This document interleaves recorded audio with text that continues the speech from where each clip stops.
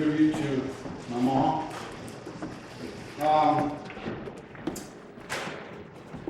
I'm going to do the eulogy, and then Pam's going to do a little thing, and then Sherry will do a thing, so that you know this is the rules now. And then Trent's going to sing a song, and then we'll have slideshow. Okay, Nancy Tower, born Nastia Schmelik. She was born November 1st, 1926 in Vilna, Alberta.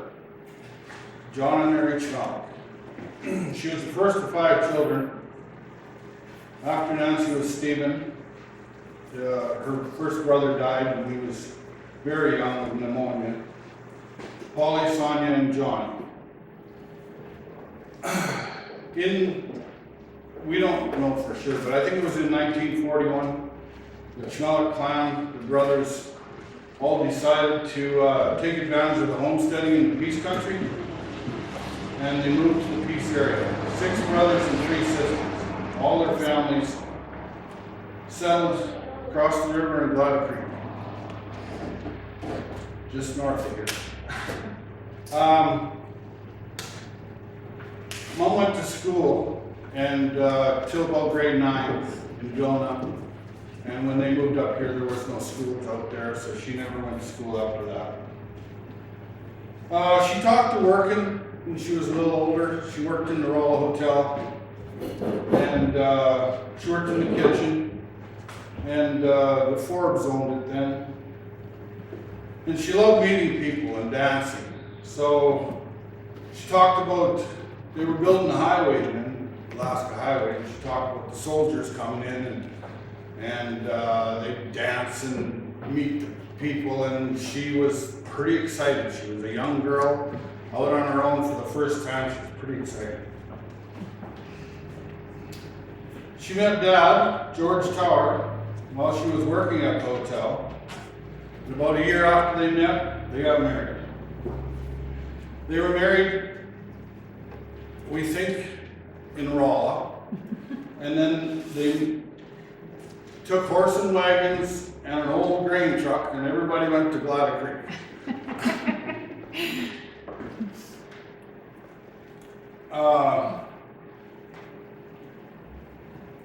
After they were married, they spent their honeymoon in Blaine's backyard up Hasler Creek. They were hunting moose. That was their honeymoon. And Grandpa, he ran the ferry down to Clayhurst Ferry here. And one of the memories I have of the ferry, and Bruce and I were pretty small. Dad had a sawmill, and he had a guy working for him named Frank Grant. And when the ice went out in the spring, used the ice bridge in the winter, and when the ice went out in the spring, Grandpa would come across in a little boat and a motor and pick us up, and we'd go across and take Grandpa's truck to town and do our once a month shopping. And the one year, it was broke up and the ice was moving down the river, but really slow, and Grandpa and Dad had to pole through the ice to get the boat across, and Frank said I was too slow, so he put Bruce on his shoulders, and away he went, jumping from ice cake to ice cake across the river. And Mom was just screaming. She was she was so scared. They lived in Gladys Creek in the summer. They had cows and a grain farm, opening up new land, forever roots to pick. In the winter, they moved to the sawmill. Mom raised 2 boys while cooking for the sawmill crew, at times up to 15 men, in a 2-room shack. First room was the porch, kitchen, living, and dining room, all in one little room. The other room was where we all slept. Just think of how hard she worked. She had to melt snow for water, no electricity, gas lamps, wood stove for cooking, feeding all them men off of one little wood stove. The ice house supplied and the snowdrift, supplied the fridge. We had an ice box. You put ice in, and that was our fridge. And Bob and Mom would grow huge gardens. And no electricity meant everything was canned. All the veggies, pickles, everything was pickled. Everything was canned, meat, everything. So there was just a lot of work in them days. And it was a way of life, though.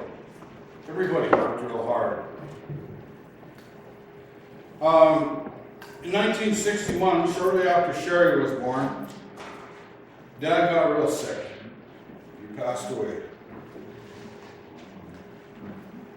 Mom's life was thrown into chaos. She had 3 small children. Bruce was 11, I was 8, and Sherry just turned 2. So Mom had the farm, the sawmill, the planer mill, and the edger mill. And she had to sell the planer and the edger mill and the sawmill to keep the farm going. She had a lot of debts. With the help of Guido and the uncles and neighbors, she persevered. I remember Sherry would stay with Baba, and Mom and Bruce and I would head out in the field and pick roots. Yeah, I think we picked 5, no, maybe 10,000 acres of roots. It was every day, all day for months and years. And I can see her now. She always had a kerchief around her head, picking roots, telling us boys to get busy. And one of the things that Bruce and I really liked was we worked real hard, and we talked her about once a month into taking us to the river on a Sunday. We'd go swimming. It's much better than Dublin.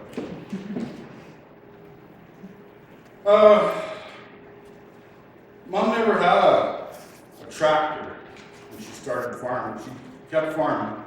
She never had a tractor. She had a D2 cat that Dad had in the sawmill, and that's what she put the crop in with. And she bought a 3010 John Deere tractor. Well, we were uptown then. We broke land with it with a 1-bottom breaking plow, but it wasn't big enough, and Bruce kept breaking axles. So she bought a 4020. Then we were uptown.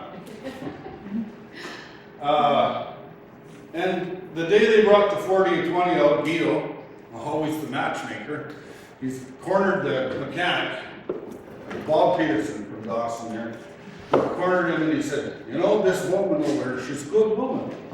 She's got by herself, she's got good kids, and she needs a boy. She needs a man to look after her. So what do you think? Mom was pretty embarrassed. She used to hire help in the summer to help her out. Bob Kettner worked a couple of summers. Art Vipon worked, Martin Krupka. And after that, Bruce and I, by this time, were able to do most of the farming. Bruce was the man of the family. He was 15. I was 12.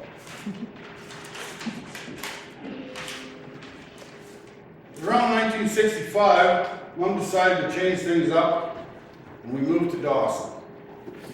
She got a job in the kitchen in the hospital.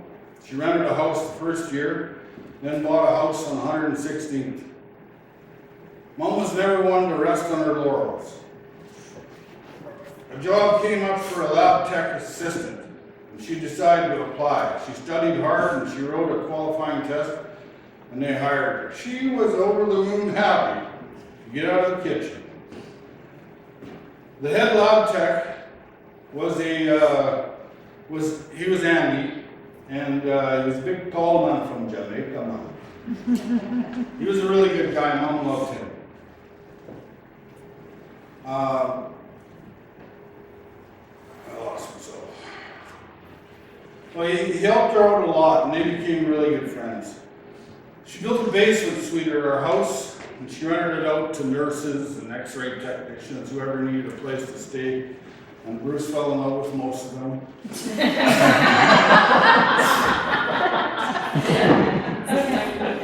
There was always nice looking girls staying with me.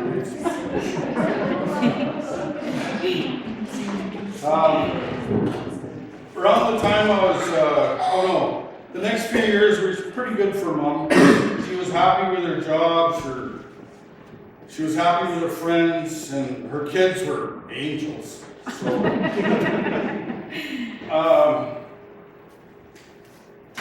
around the time I was graduating, she met this guy. Didn't turn out well for her. It kind of broke her heart. So we were at the post office one day. It's the first time I had heard what she was thinking. And she said that she was going to get out of here. She needed a change. So a job came up in North Van, Lionsgate Hospital. She applied and got the job. So the summer I graduated, Mom and Sherry packed up and moved to Vancouver. Bruce and I stayed in Dawson, split our time between the farm and the basement suite. She rented out the upstairs to a lady who had 3 pretty good-looking girls, about our age. It was good.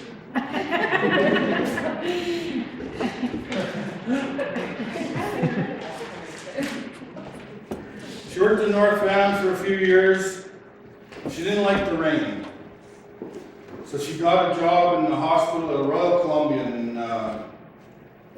New Westminster, just across the bridge to Delta, where she bought a house, and that's where her and Sherry lived, in Delta. They lived there for a few years. They would come up in the summer, spend time on the farm with us. And you know how everybody says that Dad teaches them how to play catch and stuff, you know. Bruce and I played catch with Mom.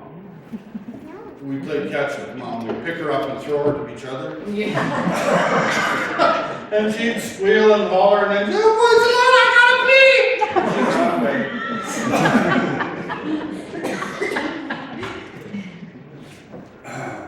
Or hang her out the window of the apartment. Pardon me? Or hang her out the window of the apartment. I remember that one vividly. Upside down, holding her feet, hanging her out of a second floor apartment building as she's screaming.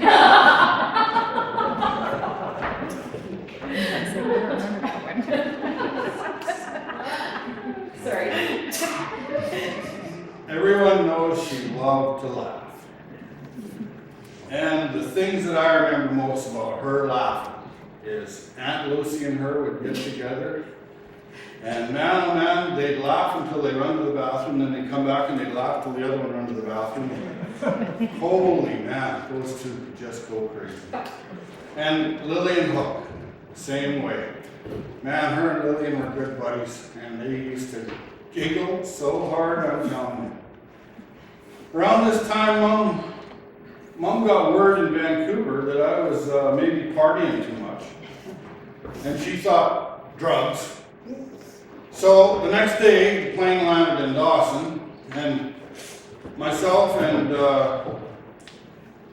Norman and Robin were in the basement, and the doors burst open. Mom comes through, and she says to Norman and Robin, "Get the hell out of here! I gotta talk to my son!" Norman, he was afraid of Mom for many years. And by noon, she had calmed down, and we went shopping for food, and she realized I wasn't on drugs, and she wanted to apologize to Norman and Robin, but there's no way you could find them. They were still around. After Delta, or when she lived in Delta, or no, it was after Delta, she met Ross. And around this time, Guido passed away. So she decided to build a house for her and a separate suite attached for Bob. She was never afraid to take on any challenge. Her knees were getting bad, and she took disability and retired about that time. Then she moved, at that time she moved to be closer to Sherry and Jamie and the kids over to the island. She lived in Nanaimo, Sherry and Jamie were living in Salt Spring. Well, they were actually in Bowen Island before that, but then they were in Salt Spring. And she wanted to be close to Sherry, Jamie, and the kids. Garrett and Ashley were pretty lucky. They had grandma close most of their younger years. Becky was just on holidays. And they were in Jasper coming home. And Becky was telling the kids, well, you guys did spend a week in the shoe shops.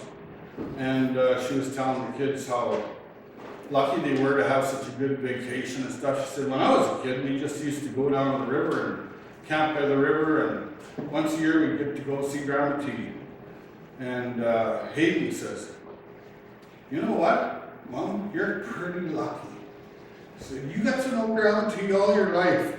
I only knew her for 9 years. I thought that was pretty cool.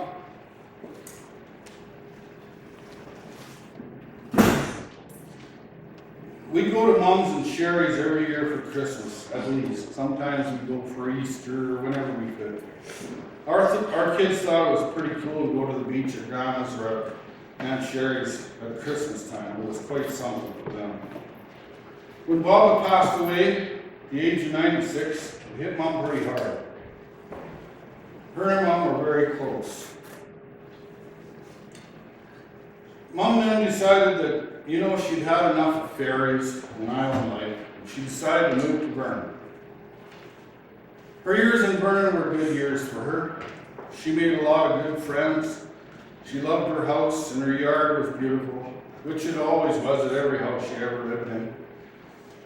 She always said, I'm not going to do as much this time in this house. But that never turned out.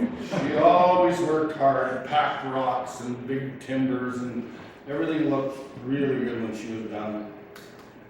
And she just couldn't help herself. Her and Ross lived in Vernon, and after Ross passed away one Christmas morning when we were down there,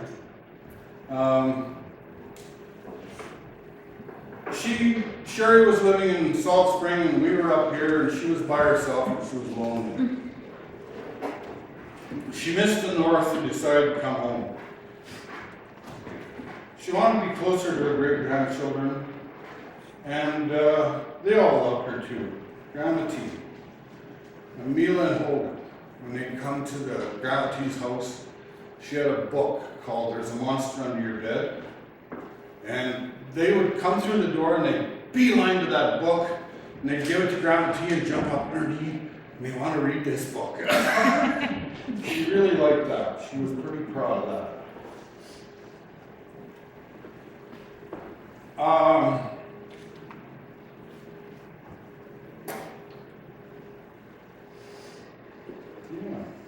She was always really excited to go see Blaine and Pam's kids.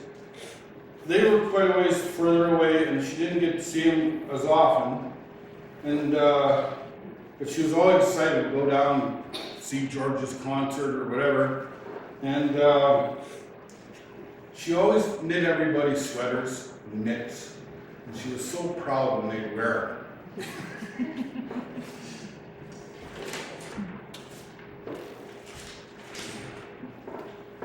Mom was 93 years young. She lived on her own. She still drove her car. And she would jump in her car winter or summer when Uncle Johnny was sick in the hospital in Port St. John. And she just, if I was working and couldn't go with her, she'd just jump in her car and head up there. And not a lot of 92-year-old people would do that. She was always independent. She took care of her own finances. She looked after all her own meds. She had everything straight all the time. She could still even read really well with no glasses. Bruce and I built her a raised garden, and she grew an amazing amount of veggies out of that garden, and she was always adding a pot here for potatoes and something over here for something else, and she just loved to garden. And she lived in a trailer park in Dawson. She bought herself a trailer, she lived there, and like most trailer parks, they're not that exciting. And but when you drove up to Mom's place, a burst of flowers and beautiful things all over. She had statues and flowers, and it just looked out of place in a trailer park. But her neighbors were all starting to fix up their yards after she moved in. Pick up their stuff. She had really, really good neighbors. Dan, her next door neighbor, he'd shovel her driveway for her. It would snow and I'd go down to shovel her driveway, and Dan's already been there. Shovel it out for her. And he'd say, you know, your mom and I have an agreement. He says, I shovel her driveway and she makes me pies. Mom was an outstanding cook. Entertaining her family and friends was her joy. When we'd ask her, do you want us to bring something? No, I've got it all. Ukrainian Christmas, she would cook like a 7-course meal, and she worked hard, I'm telling you. Right up until the last year she was alive, she still cooked everybody a big Ukrainian Christmas dinner. She loved all holidays. She loved to decorate her house at Thanksgiving. She loved Easter. Trista and us spent many Easters at Grand Keys.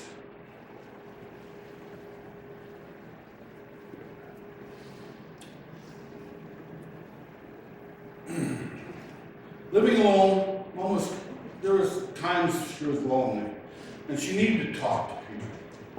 She joined the seniors club so she'd have somebody to talk to, and she loved the chance to talk about many things, especially politics. Oh, politics really riled her up, and she would get on it. And she would spend hours and hours, and I'd go there, and she'd have to, anybody that went there, you'd have to sit and talk and talk. Okay, now let's talk. I don't hear much talking around here, so let's talk. Come on. So we talk about a lot of things.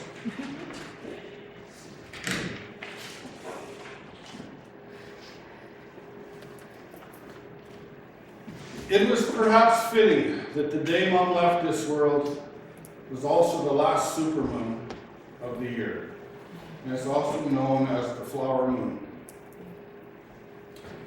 From her deck, she had a view of the farmland. She loved to sit and watch the combine, spring and fall. Spring and fall were her favorite seasons. As the saying goes, once a farmer, always a farmer. Mom was very creative. She was a really good painter, as you can see. She did pen and ink, chalk, oils, acrylic, toll art, anything artistic she would do. And always finding new ways to express herself. She just started pouring paints and doing that very end. And quilting. She quilted beautiful quilts. And all the kids, all the grandkids, I think, and all the great-grandkids each got a quilt. The last one she made was for Garrett and Erica's wedding. And she had to get that done. She was getting sick, but she had to get Garrett's wifey.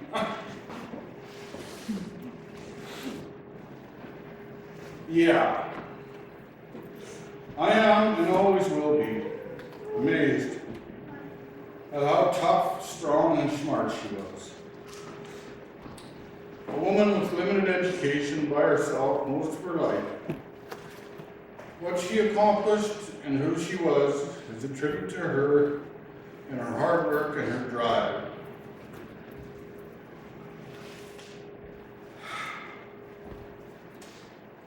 It's hard to express how proud we are and always will be of her. One of the things that sticks in my mind is when she had something to say, she said it. and it didn't matter who it offended, if it did or not. When she thought it was important, she would say to us kids, "Kids, you mark my words." And we always will. So Mom, Grandma T, sister, friend, we will miss you and love you forever.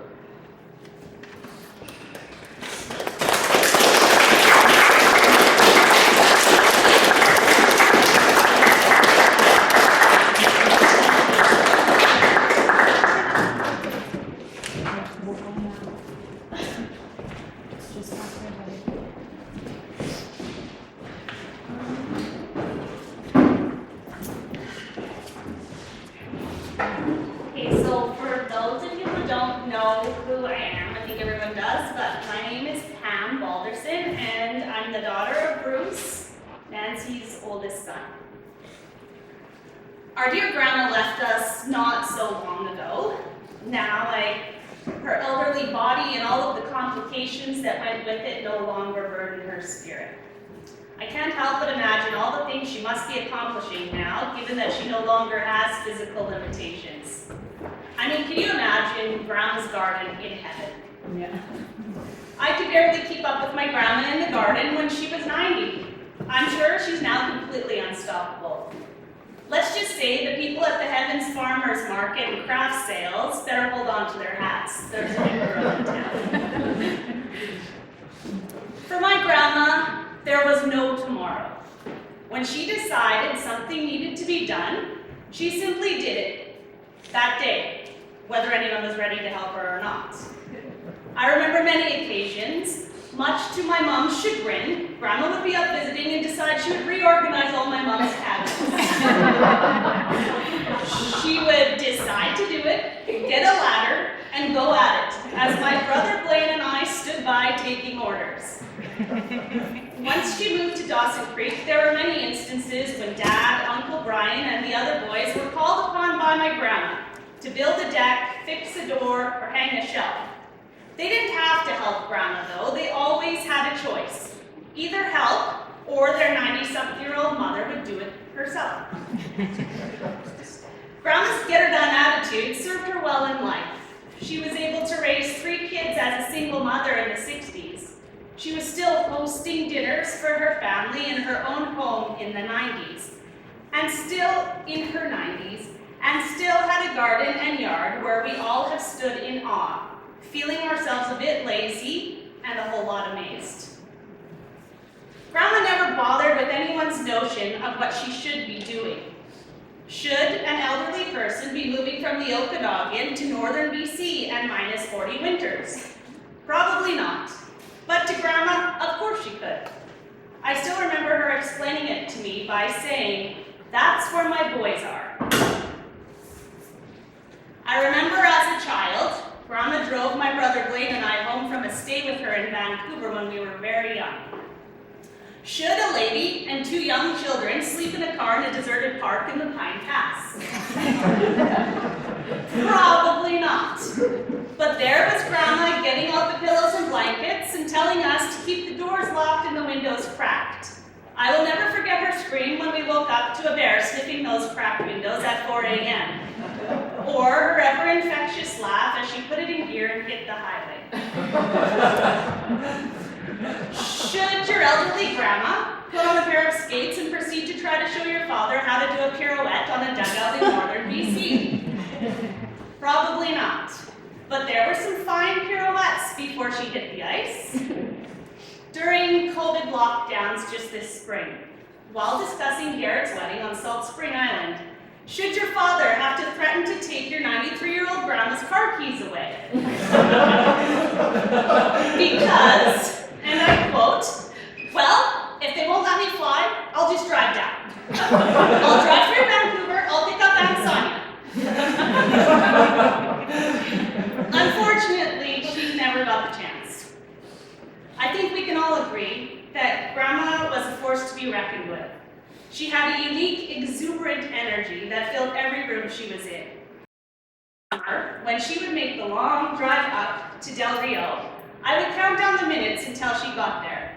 We could always hear her screaming and crying with joy before she even opened her car door. Unfortunately, so could Humpy, our guard dog, who was supposed to be protecting Blaine and I. As Grandma burst out of the car with the energy of a charging bear, the dog had no option but to bite her leg.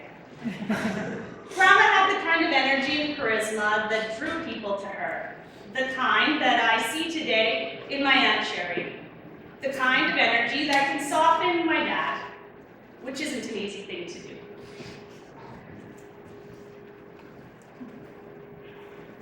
Grandma wasn't all industry and energy. She took time to take care of herself and those around her. She took the time to get her to know her great-grandchildren, always sending gifts at Christmas, attending dance recitals, choir concert, and hockey games whenever she could. She loved to cook and feed her family. Blaine still talks about how much she made him eat that one year in Vancouver at Christmas. Blaine ended up sick for most of Christmas Day due to an overconsumption of potatoes, flour, butter, and cream. I can vividly remember going on walks as a child with Grandma when she visited. She always believed in moving and loved nature. She was so quiet and calm in the forest, picking plants and showing me how to find wild spearmint.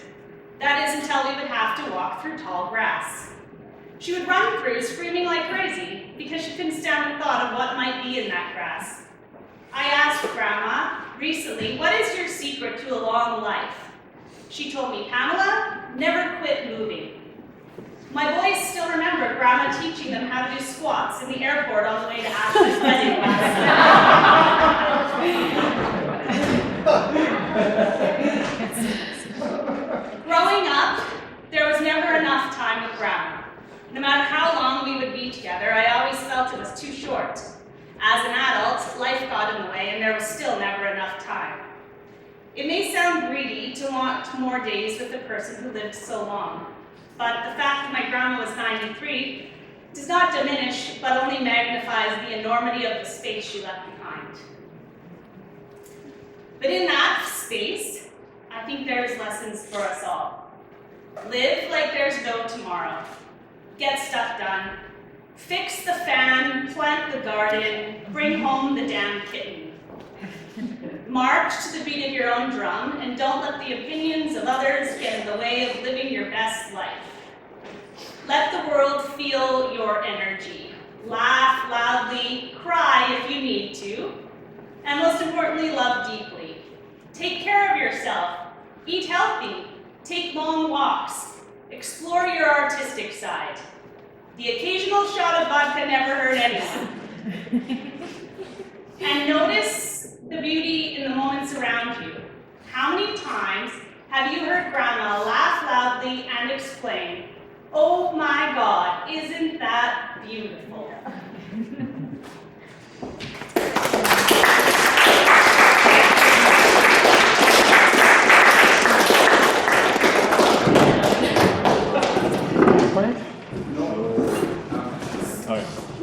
That is going to be a hard act to follow.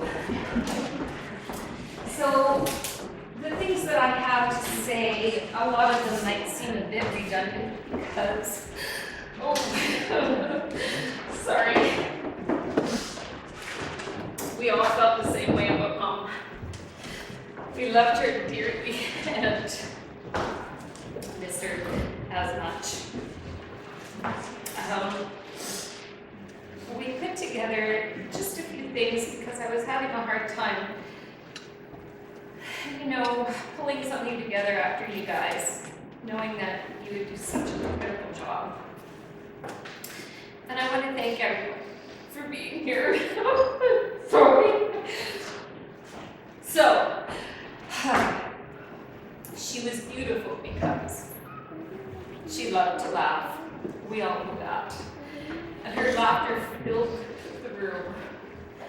There was nothing that could make our day better than even when she was with us to call her and, you're having a bit of a rough day and she would say something and she would laugh and the world would light up. She loved her family. We were the most important thing to her, no matter what. Even when my son, who can go out and party a little bit, goes out on the Christmas holidays and gets into a little too much bourbon maybe, and comes home in the middle of the night and needs to go and use the washroom and wanders upstairs for some reason, stark naked. Uses the washroom and then crawls in from the foot of the bed into his grandmother's bed while twisting her toes for some reason with her going, "Karen, don't hurt me!" I still never know how that happened, but that's one of the things. She got up in the morning and all we could hear was her, as Erica said, roasting him. It's pretty funny. There are many of those stories. She loved the mountains, which is interesting for a woman who grew up in the prairies, basically. But any time there was like a molehill, there was a mountain to her. And on the coast, the mountains are beautiful. And I think maybe that's part of what drew her to the coast, was the mountains, because it certainly wasn't the water and ferries. Because man, she hated those ferries. And all of the years that we rode sailboats, she's never once come on the boat with us. She refused. She just didn't like the water. Kind of crazy when you think about her living on the coast for so long. She loved the north more than anything. This was her home, and as Pam said, this is where her boys are. She needed to come home. She was the sum of all the best parts of us. Every one of us are part of her, and she us. She's given us the best parts. She loved to garden, as we all know. She taught us so much. I love my garden, and I see my mom in it a lot. I just redid our property, and I wish Mom could have seen it, because she would have been very happy. She loved our father more than anything. Maybe not more than us, but as much, and never, ever replaced him in her heart. And as Brian said, she loved a good political debate. I learned very young that I was no match for her, and I refused to talk politics because some of her politics were definitely not my politics. She loved to be right. In fact, she was always right. Whether she was right or not, she was right. She was never afraid to ask for what she wanted, and especially when that was a margarita. We found a little note in her house because she called Jamie and she wanted the recipe for Jamie's margarita, who is my husband. For those of you that don't know me, I'm sorry, I'm Brian and Bruce's sister. And Jamie told her the recipe. She wrote everything down word for word, and then she wrote down, "Don't have more than one, and definitely don't drive."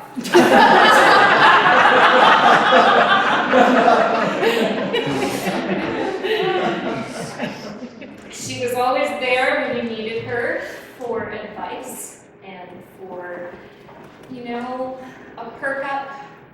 I know that my kids, all of us of course, but my kids would often call their grandmother just to hear the things that she had to tell them. To tell them not to worry, to tell them they'll be fine. To tell them they're doing a good job, even if, they're like this sometimes when she thought maybe not, but I'm not sure that she would have loved this, but it was definitely a big part of her. She loved to cheat. and games. And she got that from Baba. Yeah. Because Baba was the worst. Baba would like hide cards in her bra and put them up her sleeve. She was so bad. But she'd giggle and, you know. And then she'd blame us. Exactly. She never actually liked to do anything the legal way. She didn't like to have permits. She didn't like to do it. She just liked to kind of fly below the radar, you know? And they don't need to know about that. She took a genuine interest in not just the immediate legacy of people in her life, but all of their friends, all of our friends, everyone that crossed her path. She would remember things. She would remember the kids' friends from when they were young and ask them questions about them. I mean, you know, you're looking back 8, 10, 12 years, it didn't matter. She would go, how's that Aubrey? Is he still alive? You know, it's just kind of crazy that she had such long-term memory and to the very day, never lost it. She always had a profound impact on anyone that she met. And it happened very quickly. She just needed to sort of hang out and speak to you, and her warmth exuded from her, and you felt like you were her closest friend. And that was a real gift that she had. She loved to dance, as everyone said. She had her first knee operation, and I remember her saying to the doctor, "You better get me well so I can dance at my nephew Blaine's wedding." My grandson Blaine's wedding. She did her exercises, and she was up there dancing, wasn't she, Blaine? Yeah. She did it. It was great. She loved her art, her painting, her quilting, her knitting. Just when we were packing up things in Mom's house in May, we found a sweater, and Mila had one of her knitted sweaters on, and it was just so cute. It's just like, I wish she'd seen your guys' future children knitted the sweaters. She loved cooking, baking, all of those wonderful things. And she'd feed us until we cried for mercy. Please, Mom, no more. She saw the beauty in everything, even Garrett's artwork. There's this thing that people kind of say, I don't know, you should give that to your grandmother. And it was like, yep, the grandma's going on. She was always up for adventure. She never, ever let fear get in her way or guide her. She would take on challenges every day, no matter what it was, without fear. She was willful, with an incredible sense of humor. She was her own woman, and as Grandma would say, exactly, Pam, that's beautiful. That's that. Now, Mom wanted us to say this prayer, and I'm going to read this.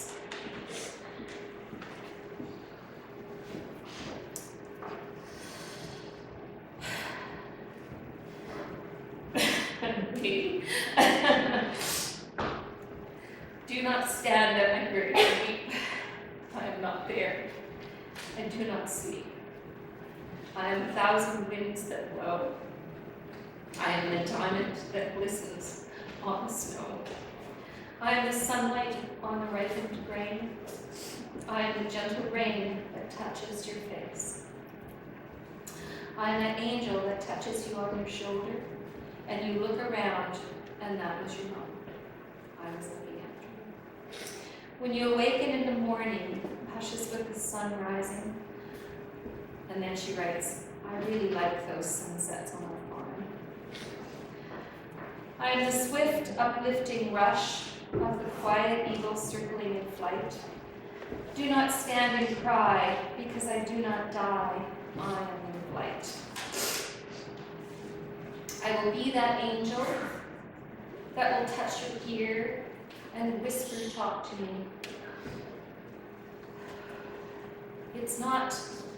It's good to cry together, but now pick up your gloves and keep the family together. Look after each other, no matter what life, no matter what life brings you. Bye for now till we meet again. We're always together. And I will always watch over you all. Now, take up a shot of vodka and have one of me. So we prepared a few shots of vodka because that's what Grandma wants. And she was kind of like Guido. Guido used to have a little shot of vodka every day, just a little drink after we came in from the field. I remember that from being a kid. And there's not a lot of clear memories of him on the farm, well, him and Uncle Sam, I guess. And the auger doing their whole thing. But I do remember him sitting down with that shot of vodka and just saying it's what just makes your bones warm. So here we are, Garrett's coming with the shot, and I'm going to stop talking.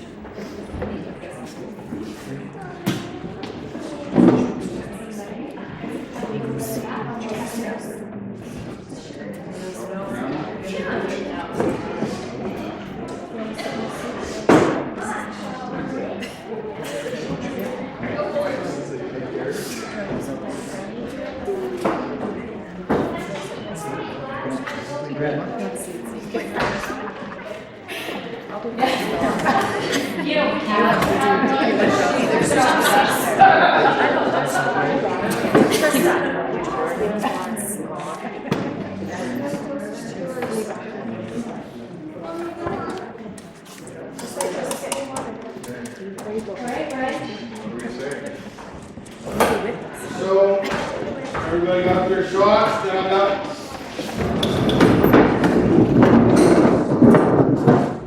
Turn around now.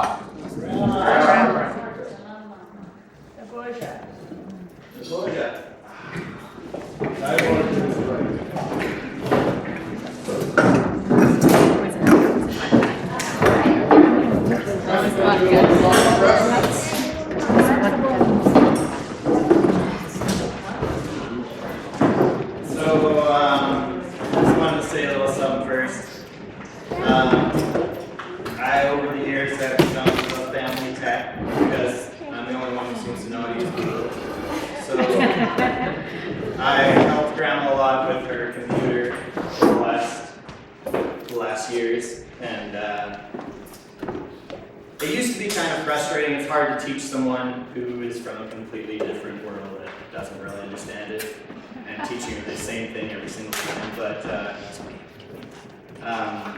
not that I didn't like going there. I loved going there. I always left happy. She always, even even when I was feeling really down on myself, I'd leave there feeling really good about myself because she always believed in me, and she always believed in all of us. And she was a wonderful person, and I'll always remember her laugh. Her laugh was infectious. And great to see everybody. It's good everyone's here. Trace couldn't be here. He'd love to have been here, but he wanted to make sure everyone knew that he loved you all and he wanted to be here. So I picked this song because I thought maybe it was some things Grandma would have liked to say to us all if she could have said it, if she had the time. My biggest fan, Uncle Bruce, is in the front here. My goal is to have him celebrate like a little girl, so get your cameras out.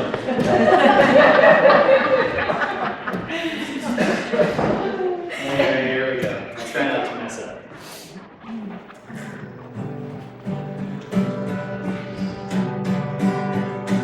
Shadows are falling and I'm running out of breath. Keep me in your heart for a while. If I leave you, it doesn't mean I love you any less. Keep me in your heart for a while. If you wake up in the morning and you see that crazy sun, keep me in your heart for a while.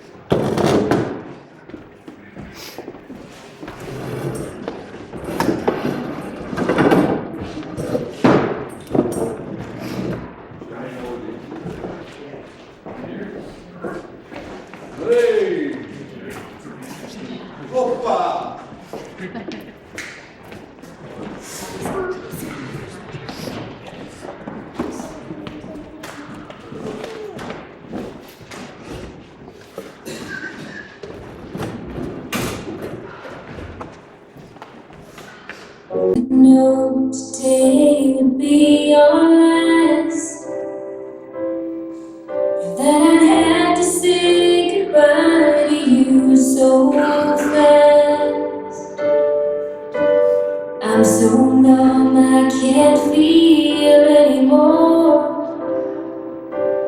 I'm praying you just walk back through that door and tell me that I was only dreaming. You're not really gone as long as I believe. There will be another angel around the throne tonight. Her love lives on inside of me, and I will hold on tight. It's not my place to question, only God knows why. I'm just jealous of the angels around the throne tonight.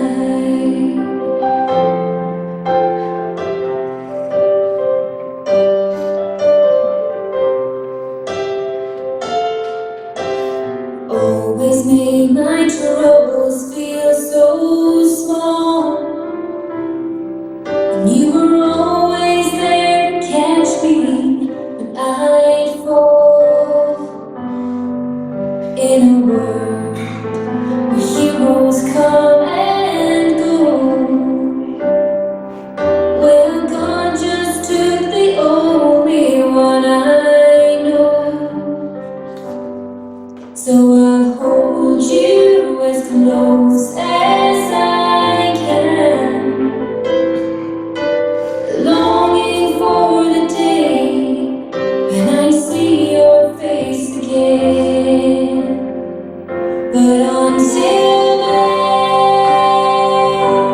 God must need another angel around the throne tonight. Your love lives on inside of me, and I will hold